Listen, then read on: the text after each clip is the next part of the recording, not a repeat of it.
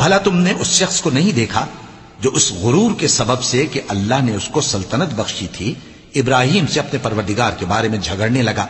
جب ابراہیم نے کہا میرا پروردگار تو وہ ہے جو زندگی دیتا ہے اور موت دیتا ہے، وہ بولا کہ زندگی اور موت تو میں بھی دے سکتا ہوں۔ ابراہیم نے کہا کہ اللہ تو سورج کو مشرق سے نکالتا ہے، آپ اسے مغرب سے نکال دیجئے۔ یہ سن کر وہ کافر ہکا بکا رہ گیا، اور اللہ بے انصافوں کو ہدایت نہیں دیا کرتا۔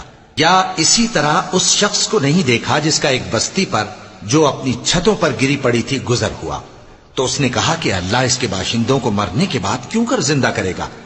تو اللہ نے اس کی روح قبض کر لی اور 100 برس تک اس کو مردہ رکھا، پھر اس کو جلا اٹھایا اور پوچھا تم کتنا عرصہ مرے پڑے رہے ہو؟ اس نے جواب دیا کہ 1 دن یا اس سے بھی کم۔ اللہ نے فرمایا نہیں بلکہ 100 برس مرے رہے ہو، اور اپنے کھانے پینے کی چیزوں کو دیکھو کہ اتنی مدت میں مطلق سڑی بسی نہیں، اور اپنے گدھے کو بھی دیکھو جو مرا پڑا ہے۔ غرض ان باتوں سے یہ ہے کہ ہم تم کو لوگوں کے لیے اپنی قدرت کی نشانی بنائیں، اور ہاں گدھے کی ہڈیوں کو دیکھو کہ ہم ان کو کس طرح جوڑے دیتے اور ان پر کس طرح گوشت پوست چڑھائے دیتے ہیں۔ جب یہ واقعات اس کے مشاہدے میں آئے تو بول اٹھا کہ میں یقین کرتا ہوں کہ اللہ ہر چیز پر قادر ہے۔